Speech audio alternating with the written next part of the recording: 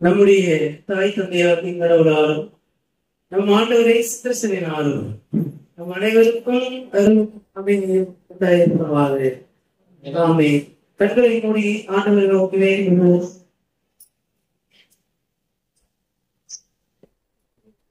நானே வழி சத்தியமும் ஜீவனமாயிருக்கிறேன், உயிர் தெழுதலும் வாழும் நானே. என் மீது நம்பிக்கை வைப்பவர் இறந்தாலும் வாழ்வார், உயிரோடு இருந்து என் மீது நம்பிக்கை வைப்பவர் இரவாமலும் இருப்பார் என்று வாக்குத்த பலனை அன்பின் நல்ல ஆண்டவரே, இந்த புதிய வாழ்க்கை முதல் நாளிலே உடைய திருமணங்களை வந்து உடைய பிள்ளைகளாக நாங்கள் உங்களை தோல்வி கொள்ள ஆண்களின் பாராட்டு தயவுக்காக இலக்கியங்களுக்காக நன்றி படைக்கிறோம். இப்பொழுதும் உடைய வார்த்தையை நாங்கள் படித்து சிந்தித்து பற்றுள்ளே என்னை நாம் மேம்படுத்திக் கொள்ள நம்முடைய ஆவியின் வழியாக இப்பொழுது எனக்கு உதவி செய்கிறார்கள். நீர் பேசும் நாம் கேட்கிறோம், பேசும் வழியை வேண்டும் செய்கிறோம். அன்பின் நல்ல கடவுளே, ஆமென்.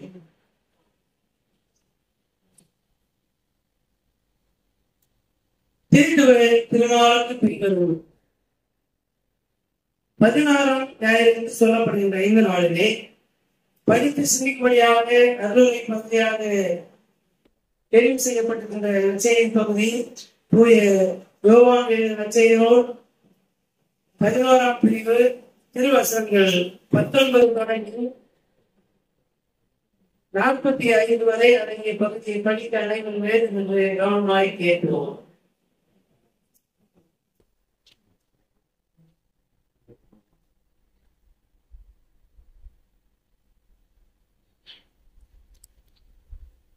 சகோதரர் இறந்தால் மார்த்தா மரியா இவர்களுக்கு ஆறுதல் சொல்ல பலர் அங்கே வந்திருந்தனர். இயேசு வந்து கொண்டிருக்கிறார் என்று கேள்விப்பட்டதும் மார்த்தா அவரை எதிர்கொண்டு சென்றார். மரியா வீட்டில் இருந்து விட்டார். மார்த்தா இயேசுவை நோக்கி, ஆண்டவரே, நீர் இங்கே இருந்திருந்தால் என் சகோதரன் இறந்திருக்க மாட்டான். இப்போது கூட நீர் கடவுளிடம் கேட்பதை எல்லாம் அவர் உனக்கு கொடுப்பார் என்பது எனக்கு தெரியும் என்றார். இயேசு அவரிடம், உன் சகோதரன் உயிர் தெழுவான் என்றார்.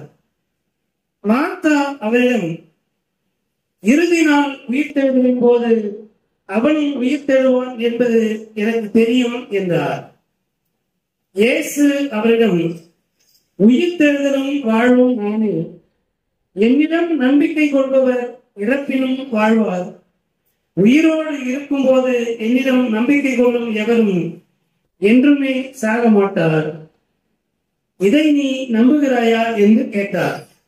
மார்த்தா அவரிடம், ஆம் ஆண்டவரே, நீரே மேசியா, நீரே இறைமகன், நீரே உலகிற்கு வரவிருந்தவர் என நம்புகிறேன் என்றார். இவ்வாறு சொன்ன பின் மார்த்தா தம் சகோதரியான மரியாவை கூப்பிடச் சென்றார். அவரிடம், போல வந்துவிட்டார், உன்னை அழைக்கிறார் என்று காதோடு காதாய் சொன்னார். இதை கேட்டதும் மரியா விரைந்தெழுந்து இயேசுவிடம் சென்றார். இயேசு அதுவரையிலும் ஊருக்குள் வரவில்லை. மார்த்தா தம்மை சந்தித்த இடத்திலேயே இன்னும் இருந்தார். வீட்டில் மரியாவுக்கு ஆறுதல் சொல்லிக் கொண்டிருந்த யூதர்கள் அவர் விரைந்தெழுந்து வெளியே செல்வதை கண்டு அவர் அழுவதற்காக கல்லறைக்கு போகிறார் என்று எண்ணி அவர் பின்னே சென்றார்கள். இயேசு இருந்த இடத்திற்கு மரியா வந்து அவரை கண்டதும் அவர் காலில் விழுந்து, ஆண்டவரே, நீர் இங்கே இருந்திருந்தால் என் சகோதரன் இறந்திருக்க மாட்டான் என்றார். மரியா அழுவதையும் அவரோடு வந்த யூதர்கள் அழுவதையும் கண்டபோது இயேசு உள்ளம் குமரி கலக்கி, அவனை எங்கே வைத்தீர்கள் என்று கேட்டார். அவர்கள் அவரிடம், ஆண்டவரே, வந்து பாரும் என்றார்கள். அப்போது இயேசு கண்ணீர் விட்டு அழுதார். அதை கண்ட யூதர்கள், பாருங்கள், லாசர் மேல் இவருக்கு எத்துணை அன்பு என்று பேசிக் கொண்டார்கள். ஆனால் அவர்களும் சிலர், பார்வையற்றவருக்கு பார்வை அளித்த இவரை சாகாமல் இருக்க செய்ய இயலவில்லையா என்று கேட்டனர். இயேசு மீண்டும் உள்ளம் குமரியவராய் கல்லறைக்கு அருகில் சென்றார். அது ஒரு குகை, அதை ஒரு கல் மூடியிருந்தது. கல்லை அகற்றி விடுங்கள் என்றார் இயேசு. இறந்து போனவரின் சகோதரியான மார்த்தா அவரிடம், ஆண்டவரே, 4 நாள் ஆயிற்று, நாற்றம் அடிக்குமே என்றார். இயேசு அவரிடம், நீ நம்பினால் கடவுளின் ஆட்சியை காப்பாய் என நான் உன்னிடம் கூறவில்லையா என்று கேட்டார். அப்போது அவர்கள் கல்லை அகற்றினார்கள். இயேசு அண்ணாந்து பார்த்து, தந்தையே, நீர் என் வேண்டுதலுக்கு செவி சாய்த்ததற்காக உமக்கு நன்றி கூறுகிறேன். நீர் எப்போதும் என் வேண்டுதலுக்கு செவி சாய்க்கிறேன் என்பது எனக்கு தெரியும். எனினும் நீரே என்னை அனுப்பினீர் என்று சூழ்ந்து நிற்கும் இக்கூட்டம் நம்பும் பொருட்டு இப்படி சொன்னேன் என்று கூறினார். இவ்வாறு சொன்ன பின் இயேசு உரத்த குரலில், லாசரே, வெளியே வா என்று கூப்பிட்டார். இறந்தவர் உயிரோடு வெளியே வந்தார். அவருடைய கால்களும் கைகளும் துணியால் சுற்றப்பட்டிருந்தன. முகத்தில் துணி சுற்றப்பட்டிருந்தது. கட்டுகளை அவிழ்த்து அவனை போக விடுங்கள் என்று இயேசு அவரிடம் கூறினார். மரியாவிடம் வந்திருந்த யூதர் பலர் இயேசு செய்ததை கண்டு அவரை நம்பினர். ஆனால் அவர்கள் சிலர்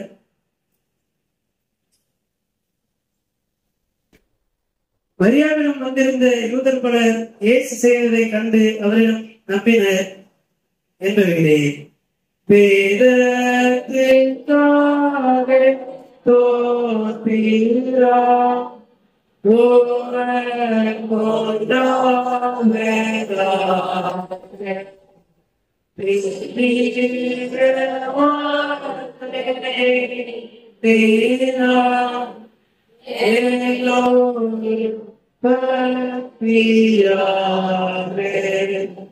ஆனாய்த்து பார்த்து செய்து கை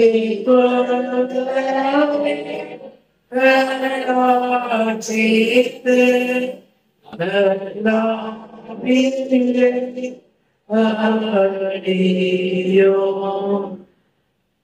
அனைவரும் அமருவோம்.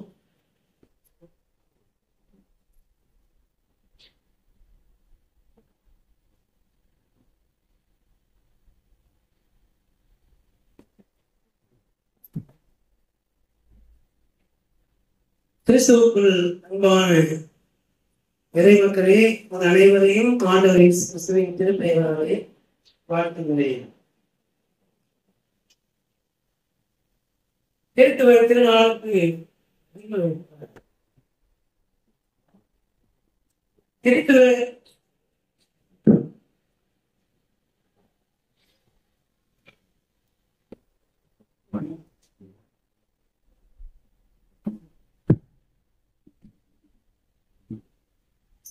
திருத்துவர் திருநாளுக்கு பின்வரும் 16ஆம் ஞாயிறு என்று சொல்லப்படுகின்ற இந்த நாளிலே உயிர்ப்பிக்கும் கிறிஸ்துவின் வார்த்தை என்கின்ற கருப்பொருளிலே இந்த நாளினுடைய செய்தி நாம் பெற்றுக்கொள்வோம். உயிர்ப்பிக்கும் கிறிஸ்துவின் வார்த்தை. கிறிஸ்துவின் உயிர்ப்பிக்கும் வார்த்தை, உயிர்ப்பிக்கும் கிறிஸ்துவின் வார்த்தை, ரெண்டுத்துக்கும் வேறுபாடு இருக்கா இல்லையா? இருக்கா இல்லையா? கடவுளின் வார்த்தை உயிர்ப்பிக்கும் ஆற்றல் உடையது. கடவுள் உயிர்ப்பிக்கின்ற ஆற்றலுடைய கடவுள். கடவுள் படைப்பாளராக இருக்கிறார். கடவுள் மீட்கின்றவராய் இருக்கிறார். கடவுள் உயிர்ப்பிக்கின்ற ஆண்டவராய் இருக்கிறார். கிறிஸ்து படைப்பின் முதல் பலனாய் இருக்கிறார். அவராலே எல்லாம் படைக்கப்பட்டிருக்கின்றன. அவர் மீட்பராய் இருக்கிறார். அவர் உயிர்ப்பிக்கும் ஆற்றல் உடையவராய் இருக்கிறார். ஆண்டவர் இயேசுவை குறித்து நாம் பார்க்கின்ற போது ஆண்டவர் நலமளிக்கும் ஆற்றல் உடையவராய் இருக்கிறார். உயிர்ப்பிக்கின்ற ஆற்றல் உடையவராய் இருக்கிறார். ஏனென்றால் அவர் தம்மில் தாமே உயிர் பெறும் ஆற்றல் உடைய ஆண்டவராய் இருக்கின்றார். அல்லேலூயா, அல்லேலூயா. கிறிஸ்து உயிர் தேடும் ஆற்றல் உடையவராய் இருக்கிறார். மற்றவர்களை உயிர் தேட செய்கின்ற ஆற்றல் உடையவராய் இருக்கிறார். நானே உயிர் தேடலும் வாழுமாய் இருக்கிறேன். இந்த நாளினுடைய திருமறை பாடங்கள் எல்லாவற்றையும் நாம் கவனித்து பார்த்தோமானால் இறப்பு வழிபாட்டிலே பயன்படுத்துகின்ற வசனங்களை கொண்ட ஒரு பகுதியை நாம் இந்த நாளின் நற்செய்தி பாடங்களாக திருமறை பாடங்களாக படிக்க கேட்டிருக்கிறோம். இந்த வழிபாடு ஒரு ஃபியூனரல் சர்வீஸ் எப்படி இருக்கும் என்பதற்கான ஒரு முன்னோட்டம். வாழ்வின் நம்பிக்கைகளை எல்லாம் தொலைத்து விட்டு இருக்கின்ற போது ஒரு விதமான இறப்பின் அனுபவம் நமக்கு இருக்கும்.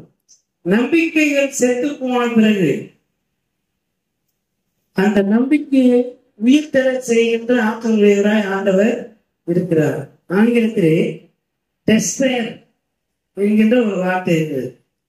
டெஸ்பயர் என்றால் மன முறிவு, டிசப்பாயின்மெண்ட் அப்படின்னு சொல்றோம் இல்லையா, மனசு விட்டு போச்சுங்க அப்படின்னு சொல்லுவோம் கிராமத்துல இல்லையா. அப்போ மன சோர்வு, மன முறிவு, மன அழுத்தம் இவைகளெல்லாம் எப்போது வரும் என்றால் நம்பிக்கை குறைவு ஏற்படுகின்ற போது இவைகளெல்லாம் வரும்.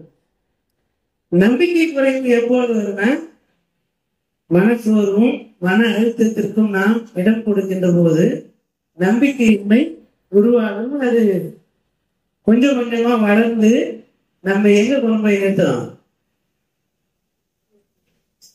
தற்கொலையை கொண்டு போய் நிறுத்திடும். இறப்புக்கு நேராக இறப்பின் வாசலிலே நம்மை கொண்டு போய் நிறுத்தும்.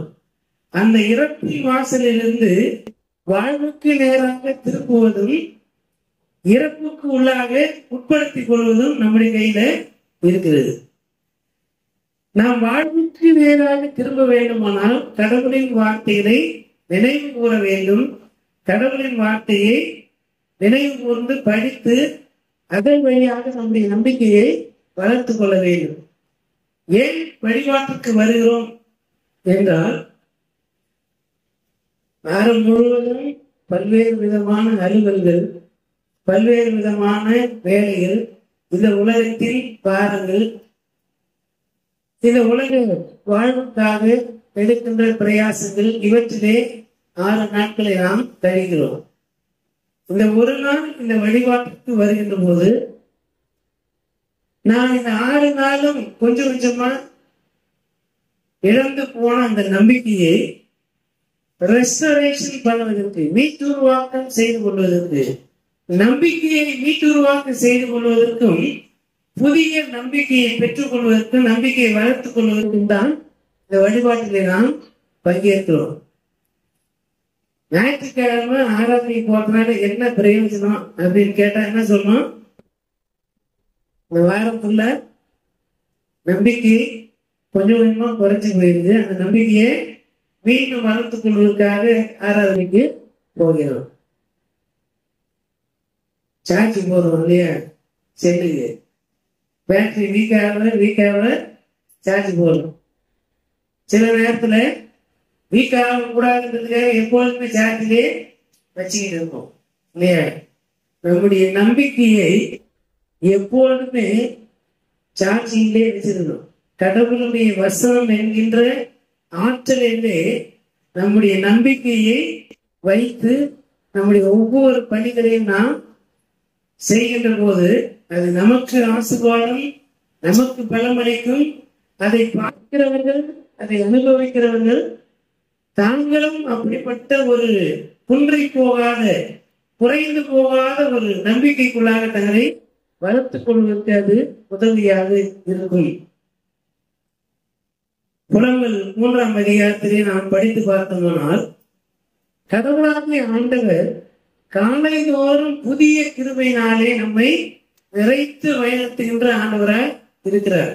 புலங்கள் 3ஆம் அதிகாரம் 22, 23 வசனங்களை நாம் படித்து பார்த்தோம்னால், புதிய கிருபையினாலே ஆண்டவர் நம்மை தாங்குகிறார், ஆற்றல் படுத்துகிறார். எத்தனை வாசி பார்ப்போம். புலம்பல் 3ஆம் அதிகாரம் 22, 23 வசனங்கள்.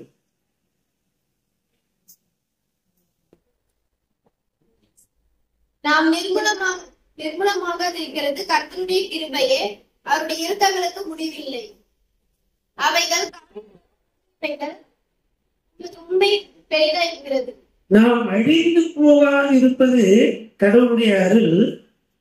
காலைதோறும் அவர் புதிய அருளால் நம்மை நிறைக்கின்றார். நாம் நிர்மூலமாக இருப்பது கர்த்தருடைய கிருபை. காலைதோறும் அவர் புதிய கிருபையினாலே நம்மை நிரப்புகிறார் என்று சொல்லுகிற போது, ஒவ்வொரு நாளும் நாம் இறப்பின் விளிம்பிலே இருக்கிறோம். எந்த வேலையில் வேண்டுமானாலும் ஒருவருக்கு இறப்பு நேரிடலாம். நடந்துகிட்டே இருக்கிறாங்க, திடீர்னு இறந்து போயிடுறாங்க. இப்பதாங்க 5 நிமிஷம் முன்னால பார்த்துட்டு வந்தேன், அதுக்குள்ள என்னங்க ஆச்சு கேட்கிறோமா இல்லையா? சில நேரங்களிலே ஒவ்வொருவர் அந்தந்த அவரவர் சார்ந்திருக்கின்ற தொழிலை செய்து கொண்டிருக்கும் போது இறந்து போகின்ற நிலையில் பாடிக்கிட்டே இருப்பாங்க, இறந்து இருப்பாங்க. பிரசங்கம் பண்ணிக்கிட்டே இருப்பாங்க, இறந்து போயிடுவாங்க. இல்ல உலக அலுவல் செய்து கொண்டிருக்கிற டிரைவிங் பண்ணிக்கிட்டே இருப்பாங்க, அந்த நேரத்துல இறப்பு வந்துடுது. சில நேரங்களில் பார்க்கிற மனிதனுடைய வார்த்தை எப்படிப்பட்டதா இருக்கு. எனக்கு ஒரு பேஷன், நான் டிரைவிங் பண்றது என்னுடைய பேஷன், அதை நான் உயிருக்கு உயிரா நேசிக்கிறேன். அப்ப எப்படி மரணம் வரணும் அப்படின்னா, நான் வண்டி ஓட்டிட்டு இருக்கும்போதே இறந்துருந்தேங்க, ஆனா யாருக்கும் எந்த ஆபத்தும் நேர்ந்து. நான் ஊழியத்துல இருக்கிறேன், கடவுளை நான் வழிபட்டு கொண்டிருக்கும் போதே, ஆராதித்துக் கொண்டிருக்கும் போதே நான் இறந்துடணும். அதுதான் என்னுடைய ஊழியத்தை ஆண்டவர் அங்கீகரித்தார் என்பதற்கு அது அடையாளமா இருக்கு, சாட்சியா இருக்கும் என்று சொல்லுகின்ற மனிதர்கள் இருக்கிறார்கள். நம்ம எல்லாருக்கும் ஒரு பேஷன். நான் ஆண்டவரோடு பேசிக் கொண்டிருக்கும்போது ஆண்டவர் என்ன பண்ணுவோம், எடுத்துக்கொள்ள வேண்டும். அவர் திடீர்னு இறந்துட்டாருங்க. எப்ப இறந்தாரு? இப்பதாங்க ஆராதனைக்கு போயிட்டு வந்தாரு.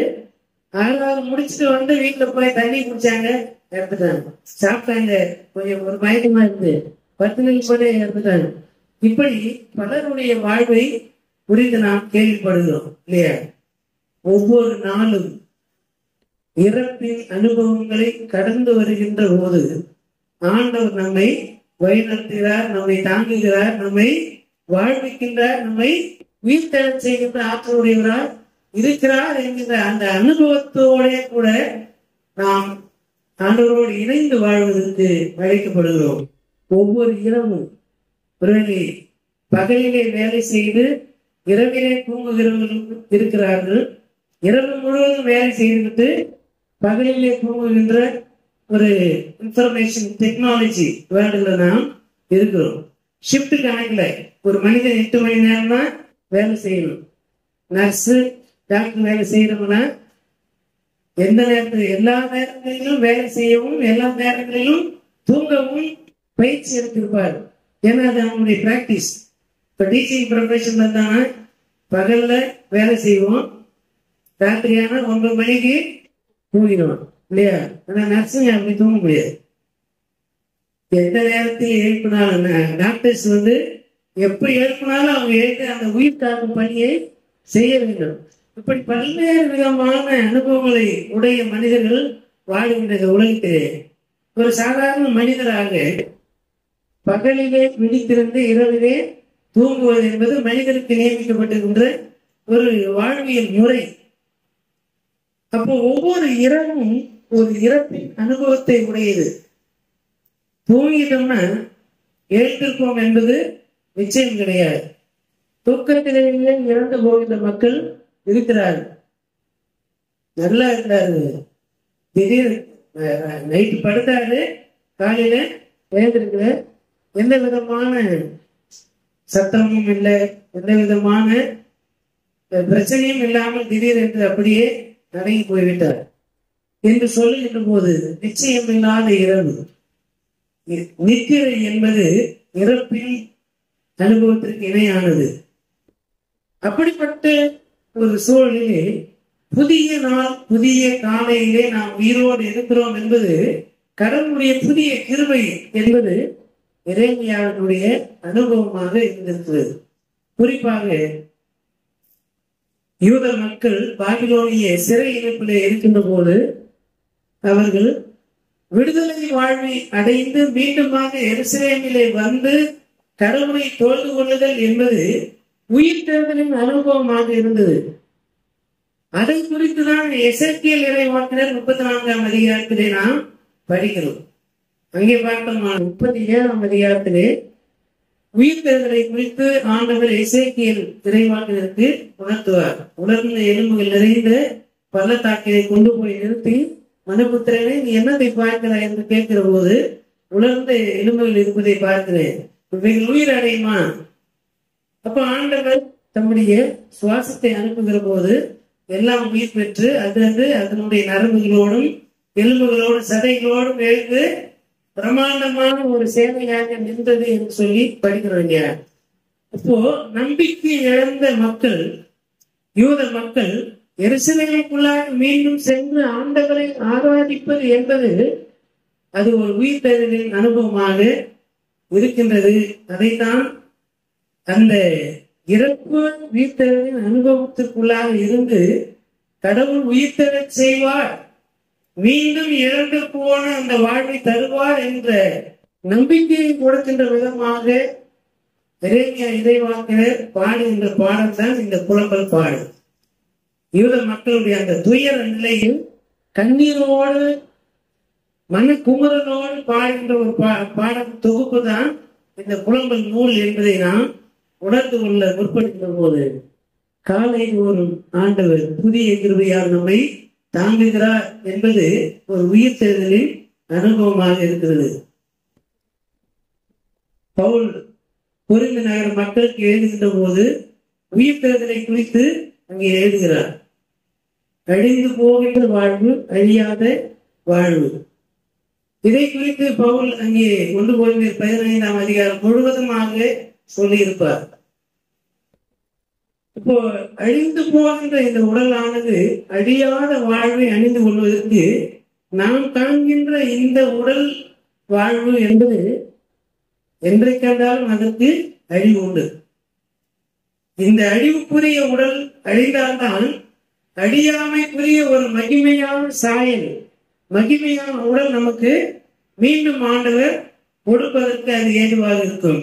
ஆனால் கடவுள் ஒவ்வொருவருக்கும் நியமித்திருக்கின்ற காலம் வரையிலும் அழிவை நாமே தேடிக்கொள்ள கூடாது. இறப்பு என்பது கடவுள் அனுமதிக்கின்ற ஒன்றுதான். ஆனால் இறப்பை நாமே தேடி செல்கின்றவர்களாக இருக்கக்கூடாது. இப்ப லாசருடைய இந்த இறப்பு என்பது கடவுள் ஏற்கின்ற ஒரு இறப்பு கிடையாது. அது ஒரு சுகவீனத்தினாலே ஏற்படுகிறது. அப்ப சுகவீனத்தினாலே ஒரு இறப்பு ஏற்படுகின்ற போது இளமையிலே வருகின்ற இறப்பை ஆண்டவர் விரும்புவதில்லை. திருமறையின் பகுதிக்குள்ளே நாம் சென்று பார்த்தோமானால் அங்கே பலரை கடவுள் உயிர்த்தெழச் செய்திருக்கிறார். எலியா உயிர்த்தெழச் செய்திருக்கிறார். எலிசா இறைவாக்கினர் ஒரு பையனை உயிர்த்தெழச் செய்திருக்கிறார். புதிய ஏற்பாட்டுக்குள்ளே வருகின்ற போது ஆண்டவர் இயேசு யவீரின் மகளை உயிர்த்தெழச் செய்திருக்கிறார். 100 அதிபதியுடைய மகனை உயிரோடு எழுப்பியிருக்கிறார். ஒரு நாயன் என்கின்ற ஊரில் இருக்கின்ற ஒரு விதவையினுடைய கைம்பெண்ணினுடைய மகனை பாதையை தொட்டு ஆண்டவர் உயிர்த்தெழச் செய்கிறார். எல்லாமே பார்த்தீங்கன்னா வயதானவர்களும் கிடையாது. எல்லாருமே இளைஞர்கள். வாழ வேண்டிய வயதிலே சுகவீனத்தினாலே இறந்து போகிறார்கள். அப்படிப்பட்டவர்களை ஆண்டவர் உயிர் தர செய்கிறார். இங்கே ஆண்டவர் இயேசு சுகமளிப்பதற்கு மாத்திரம் ஆட்சி உடையவர் அல்ல, இறந்து போனவர்களை உயிர் தர செய்யவும் ஆண்டவர் வல்லமை உள்ளவராய் இருக்கிறார் என்பதை இந்த உலகத்திற்கு உணர்த்துவதற்காக சொல்லப்பட்டிருக்கின்ற நிகழ்வுதான் இந்த லாசரு உயிர் தர செய்யப்படுகின்ற நிகழ்வு. அல்லேலூயா. இயேசுவின் வார்த்தைக்கு உயிர்த்தெழ செய்யும் வல்லமை உண்டு. இயேசுடைய தொடுதல் உயிர்த்தெழ செய்கிறது. இயேசு பார்வையற்றவர்களை பார்வையடை செய்கிறார். அவருடைய அற்புதம் செய்கின்ற வல்லமை என்பது அவருடைய தொடுதல், அவருடைய உமைவு, அவருடைய எச்சினுக்கும் கூட உயிர்த்தெழ அந்த சுகமளிக்கும் வல்லமை இருக்கிறது. ஆகவே கைனடிக் போர்சஸ் என்று சொல்லி இயற்பியல் படிப்போம் இல்லையா? இயக்கவியல் ஆற்றல், கைனடிக் போர்சஸ் அப்படின்றது போல ஆண்டவர் இயேசுடைய அந்த சுகமளிக்கும் உயிர்ப்பிக்கும் செயலிலே நிறைய இயக்கவியல் விதிகள் இருக்கின்றன. அவர் பார்த்தாலே அற்புதம் நடக்கும். அவருடைய உடையை தொட்டால் சுகம் பெறுவார். அவர் பேசினால் சுகம் பெறுவார். அவருடைய உமையிலிருக்கும் சுகமளிக்கும் வல்லமை இருந்தது. இப்படி வெவ்வேறு அணுகுமுறையிலே ஆண்டவர் இயேசு சுகமளித்து உயிர்ப்பிக்கின்ற ஆற்றலுடையவராக இந்த உலகத்திலே வாழ்ந்திருக்கிறார். இங்கே 3 காரியங்களை மாத்திரம் நான் உங்களுக்கு நினைவுபடுத்தி நிறைவு செய்கிறேன். முதலாவது, இயேசு யார் அப்படின்னு கேட்டா, உயிர்த்தெழுதலும் வாழும் நானே. என் மீது நம்பிக்கை வைப்பவர் இறந்தாலும் வாழ்வார். ஆகவே ஆண்டவர் இயேசு உயிர்த்தெழுதலும் வாழ்வுமாய் இருக்கிறார் என்பதை நாம் நம்புவதற்கும் ஏற்றுக்கொள்வதற்கும் அதிலே நாம் விசுவாசத்தில் நிலை நிற்பதற்கும் நாம் அழைக்கப்படுகின்றோம். நம்மை நாம் ஆண்டவத்தில் ஒப்பு கொடுக்க வேண்டும். இன்னும் நீ விசுவாசத்திலேயே உயிர்த்தெழுதலின் மீது நாம் விசுவாசமுடையவர்களாக இருப்பதற்கு அழைக்கப்படுகிறோம். எல்லாருக்கும் உயிர்த்தெழுதல் உண்டு. யூதர்களுக்கு உயிர்த்தெழுதலின் மீது நம்பிக்கை இருந்தது. ஆனால் இயேசுவால் அது முடியும் என்பதை அவர்கள் நம்பவில்லை. இப்ப மார்த்தா நம்பினாங்களா? நம்பினாங்களா? இங்க உயிர்த்தெழுதல் மீது எல்லாருக்கும் இருந்த நம்பிக்கை மார்த்தாவுக்கு இருந்தது. ஆனால் இயேசு உயிர்த்தெழ செய்வார் என்பதிலே, இப்பொழுது உயிர்த்தெழ செய்வார் என்பதிலே நம்பிக்கை இருந்ததா இல்லையா என்பது யாருக்குமே தெரியாது. நம்ம சொல்லலாம் நம்பலன்னு. நம்பல நாங்க எழுதிருங்க இல்ல, நம்பினார்கள் என்று எழுதிருங்க. உயிர்த்தெழுதலின் மீது நம்பிக்கை இருக்கிறது. நீர் இங்கே இருந்திருந்தால் என் சகோதரன் இறந்திருக்க மாட்டான் என்று சொல்லுகின்ற போது, the divine presence of Jesus Christ, இயேசுவினுடைய அந்த இறைத்தன்மைக்கு ஒருவரை இறங்காமல் பார்த்து சொல்லுகின்ற ஆற்றல் இருக்கிறது என்கின்ற நம்பிக்கை மார்த்தாவுக்கு இருந்தது. அல்லேலூயா. இயேசு நம்மோடு இருந்தால் இரவாத ஒரு வாழ்வு நமக்கு இருக்கிறது என்கிற நம்பிக்கை நமக்கு இருக்க வேண்டும். அந்த நம்பிக்கை இருந்தாலே அங்கே இருக்கிற அந்த மறைமுகமான நம்பிக்கை என்னன்னா, நாம் இறந்தாலும் வாழ்வோம், இறந்தாலும் என்னை அவர் உயிர்ப்பிக்க செய்வார் என்ற நம்பிக்கை அதுக்குள்ளே அடங்கிருக்கிறது.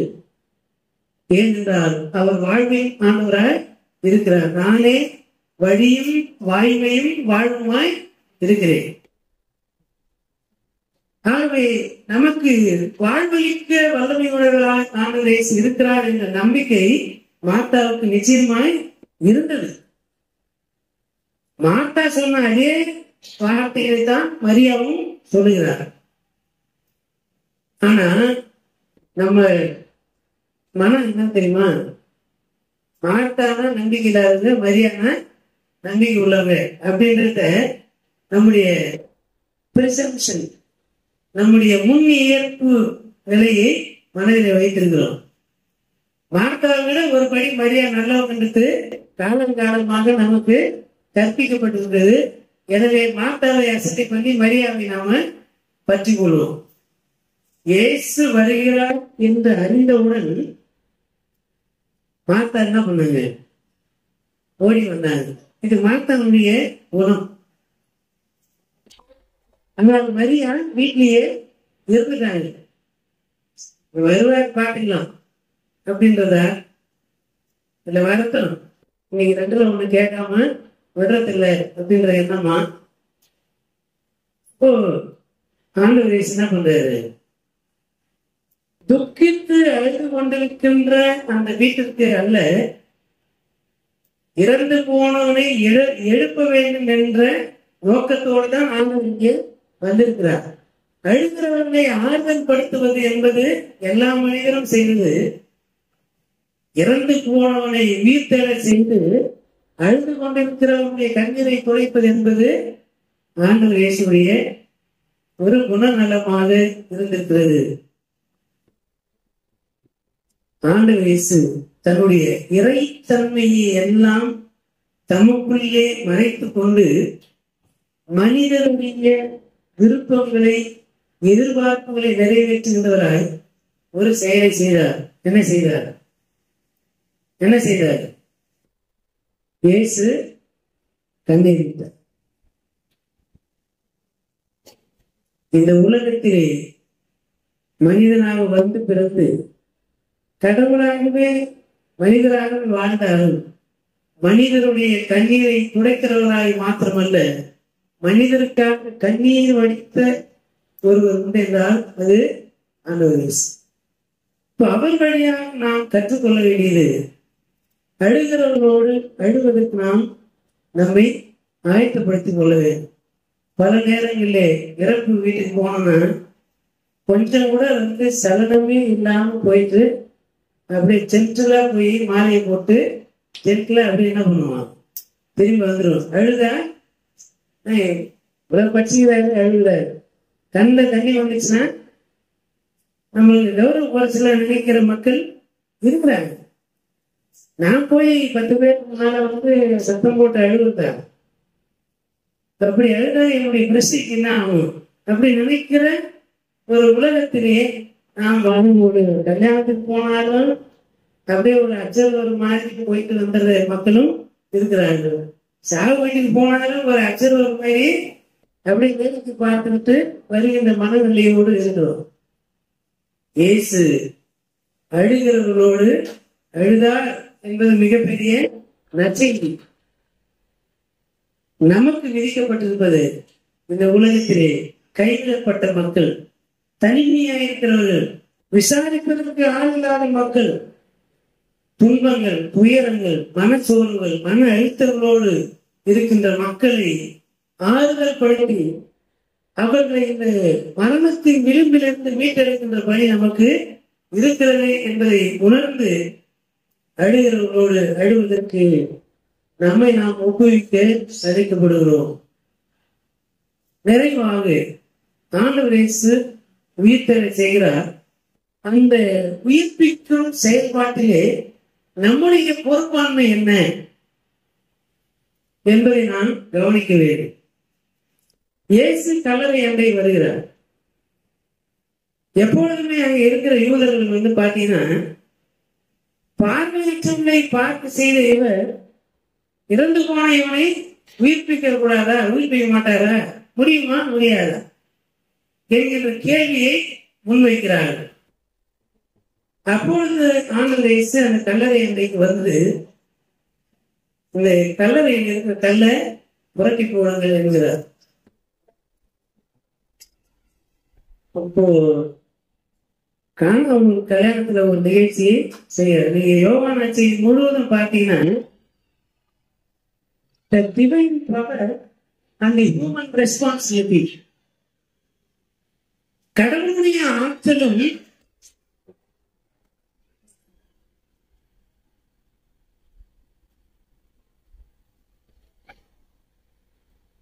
the divine power and human responsibility. கடவுளுடைய அந்த இறை ஆற்றலும் மனிதருடைய பொறுப்பாண்மையும். நான் ஊர்ல பார்த்தோன்னா ரசம் இல்லை, ஜாடி இருக்கு, தண்ணீரை நிரப்புங்கள் என்கிறார், எடுத்து கொண்டு பகிர்ங்கள் என்கிறார். இதற்கிடையே தண்ணீர் ரசமாக மாறி இருந்தது. கல்லை புரட்டுங்கள் என்கிறார், கட்டமைத்து விடுங்கள் என்கிறார். இதற்கிடையிலே அந்த லாசரு உயிர்ப்பிக்கப்பட்டிருந்தான். அப்போ கடவுளுடைய ஆற்றல் உயிர்ப்பிக்கும் வல்லமையுடையதா இருக்கிறது. நமக்கும் ஒரு வேலை இருக்குது. கல்லை புரட்டணும், கட்டுகளை அவிழ்த்து விட வேண்டும். ஏனென்றால் உயிரோடு இருக்கிறவனே கட்டி வைக்கக்கூடிய ஆற்றல் நம்ம இடத்துல இருக்குது. நல்லாதான் இருப்பான். நல்லா இருக்கிறவங்க பார்த்து எங்க உடம்பு சரியா ஒரு மாதிரி ஆகிறீங்க அப்படின்னு 10 முறை கேட்டா என்ன ஆகும்? உண்மையான உடம்பு சரியில்லை நினைச்சு போய் கட்டில் மேல பத்துக்குவோம். அப்படியே கொஞ்சம் கொஞ்சமா ஏதோ நமக்கு ஏதோ ஒரு ஆயிடுச்சு போல இருக்குது அப்படின்னு நினைச்சே செத்துருவோம். நம்ம வார்த்தைக்கு அவ்வளவு வல்லமை இருக்கிறது. வாழ்கின்றவனை அழிப்பதற்கு ஏதுவான வார்த்தைகள் அல்ல, அழிந்து போகின்ற நிலையில் இருக்கிறவனை வாழ்வுக்கு நேராக இருப்புகின்ற வார்த்தைகளை ஆண்டு பேசிக் கொண்டிருந்தார். இப்போ கடவுளுடைய வல்லமை வாழ்வழிக்கிறதா இருக்கிற போது அந்த வாழ்வழிக்கும் வல்லமை இந்த உலகத்திலே கொண்டு போய் சேர்ப்பது நம்முடைய வேலை. செத்துக் கொண்டிருக்கிறவனை உயிர்ப்பிக்க ஆண்டவர் வல்லவராய் இருக்கிறார். எனவே உன்னுடைய நம்பிக்கை இன்மையிலிருந்து நம்பிக்கைக்கு நேராக வா. சாவதற்கு காரணங்களை தேடுகின்ற நீ வாழ்வதற்கு வழிகளை தேடுவதற்காக எழுந்து வா என்று சொல்லுகின்ற மக்களாக இருப்பதற்கு நாம் அழைக்கப்படுகிறோம். கட்டப்பட்டிருக்கின்ற மனிதர்கள், பிசாசின் பிடியிலே இருக்கின்றவர்கள், வில்லி சூனிய கட்டுகளிலே இருக்கிறவர்கள், மனிதனுடைய வெறுப்புக்கு ஆளாக்கப்பட்டிருக்கின்ற மக்கள், புறம்பாக்குதலுக்குள்ளாகப்பட்டிருக்கின்ற மக்கள், இப்படிப்பட்ட விசாரிப்பாரற்ற இருக்கின்ற மக்களை அந்த அழிவுக்கு நேரான விளிம்பில் இருந்து அவளை விடுவித்து எதிர்மறையான எண்ணங்களிலிருந்து அவளை கட்டமைத்து வாழ்வுக்கு நேராக உயர்த்துவதற்கு நம்மை நாம் ஊக்குவிப்பதற்கு எதிராகவே அழைக்கப்படுகிறோம். கல்லை புரட்டுங்கள் என்றார், புரட்டினார்கள். லாசருவே வெளியே வா என்றார், வெளியே வந்தான். மீண்டும் மக்களை பார்த்து அவனை கட்டமைத்து விடுங்கள் என்றார். அவன் போகட்டும். அடிமைத்தனத்திற்குள்ளாக வைத்திருக்காதீர்கள். சாவுக்கேதுவான அடிமைத்தனங்களிலே நாம் இருப்பதை ஆண்டவர் ஒருபோதும் விரும்புவதில்லை. எனக்கு அன்பானவில்லை, எந்தெந்த இடத்திலெல்லாம் நாம் செத்து போயிருக்கிறோம், நாம் மனித கரிசனை அற்றவராக இருக்கிறோமா அந்த இடத்துல உணர்வினாலே செத்து போயிருக்கிறோம்.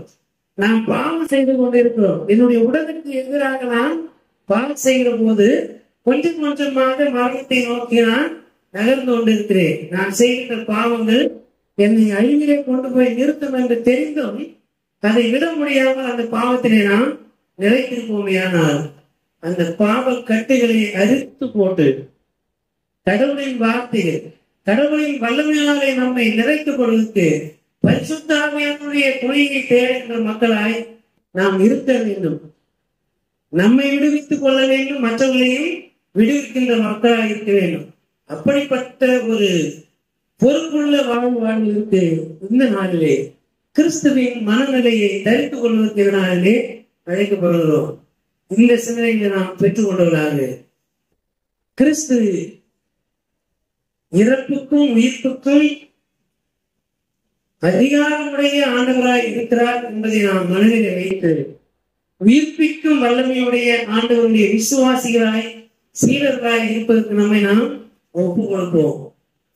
துக்கித்து கலங்குகின்ற மக்களோடு கிறிஸ்துவின் பிரதிநிதிகளாய் பங்கெடுத்து அவர்களை கடவுளுடைய வார்த்தையை சொல்லி அவருடைய துயரங்களிலிருந்து அவளை ஆற்றுப்படுத்தி வாழ்வுக்கு நேராக வழிநடத்துகின்ற பணியை செய்வோம். கட்டப்பட்டு இருக்கின்ற விடுதலை கட்டமைத்து விடுவதற்கு இது ஆண்டவருக்கு தேவை. இதை அழுத்து விடுங்கள் என்று அழுத்து கொண்டு வாருங்கள் என்று ஆண்டவர் சொன்ன போது எப்படி அந்த கழுதையை அழுத்து கொண்டு வந்தார்களோ அப்படியாக இந்த மனுக்குலம் எந்த இடத்திலெல்லாம் பாவத்தினாலே கட்டப்பட்டுள்ளதோ அந்த கட்டுகளை எல்லாம் அறுத்து போட்டு விடுதலையாக்கி மனிதர்கள் இல்லை விடுதலைக்கு நேராக வழிநடத்துகின்ற கிறிஸ்துவின் சீடர்களாய் ஊழியர்களாய் இருப்பதற்கு நம்மை நாம் ஒப்புதல் கொடுப்போம். அப்படி எல்லாம் செய்து நிறைவேற்றுவது கடவுள் தம்முடைய ஆவியான வழியாக நம்மை ஆற்றுப்படுத்தி வழிநடத்தி காப்பதாக கிறிஸ்துவின் உயிர்ப்பிக்கும் வல்லமையை தெரிந்து கொண்ட மக்களாக நம்பிக்கையோடு இந்த உலகத்திற்குள்ளே கடந்து செல்வோம். நம்பிக்கையை செத்து போயிருக்கின்ற மக்களை வாழ்வு இல்லை என்பதை உணராமல் அழிவுக்கு நேராக ஓடிக்கொண்டிருக்கின்ற மக்களை வாழ்வுக்கு நேராக திருப்புவதற்கு கிறிஸ்துவனுடைய அந்த சாயல் அந்த வார்த்தையின் வல்லமையை பெற்றுக்கொண்டதாக நாம் கடந்து செல்வோம். கடவுள் தாமே நம்மை ஆற்றுப்படுத்தி வழிநடத்தி காப்பதாக. நாமே கண்களை மூடி ஆண்டவர் நோக்கி வேண்டிக் கொள்வோம். எல்லாருக்கும் ஆசுவாக்கு நூற்றாயிருக்கிற எங்கள் அன்பின் நல்ல கடவுளே, இந்த அருமையான நாளிலும் உடைய வார்த்தைகள் வழியாக எங்களை உயிர்ப்பித்திருக்கிறீர். உடைய மகனாகிய எங்கள் நாதர் இயேசு கிறிஸ்துவினுடைய வார்த்தைகள் உயிர்ப்பிக்கும் வல்லமையுடையது என்பதை நாங்கள் அறிந்து கொள்ளவும் நாங்களும் மற்றவர்களை நோகடிக்கின்ற வார்த்தைகளை அல்ல உயிர்ப்பிக்கும் வார்த்தைகளை பகிர்ந்து கொள்கின்ற மக்களாக இருக்கும்படிக்கு கிறிஸ்து இயேசுவின் மனநிலையையும் தூயாவியனுடைய அருட்கொடைகளையும் எங்களுக்கு தந்திரத்தை கொண்டாடுவோம். இந்த வழிபாட்டிலே பங்கேற்கின்ற மக்கள் ஒவ்வொருவரையும் ஆண்டவர் நீர் ஆசீர்வதிக்கிறார்கள். கேட்டிருக்கின்ற இந்த சத்தியத்தின்படி நாங்கள் வாழ்ந்திட உங்களுடைய தூயாவியனுடைய வழிநடத்துதலை ஒவ்வொரு நாளும் எங்களுக்கு தந்திருக்கிறார்கள். உடைய உன்னதமான பாதுகாப்புக்கும் பராமரிப்புக்கும் ஆலயத்தும் எங்களை நாம் ஒப்புகிறோம். எங்களை ஆண்டு கொள்ளும் வழிநடத்தி பெறப்பட்டு காட்டுகிறோம். இயேசு என்ற திருப்பையை முன்னிட்டு வேலை செய்கிறோம். எங்கள் அன்பு நிறைந்த நல்ல கடவுளே, ஆமே. அனைத்து ஆற்றும் நிறைந்தபடி தாய் தந்தையுமாகி கடவுளும் நம்முடைய ஆண்டவர் மீட்பருமாக இயேசு கிறிஸ்துவின் அருளும் அமையும் தூய ஆவியானுடைய வல்லமையுள்ள பாதுகாப்பு பராமரிப்பும் மாறாதனுக்கு உடன்படிக்கை உலகம் வைக்கவும் உணர்த்துகிறேன். இன்றும் எங்கள் எல்லா காலம் நம்மளே நீடித்து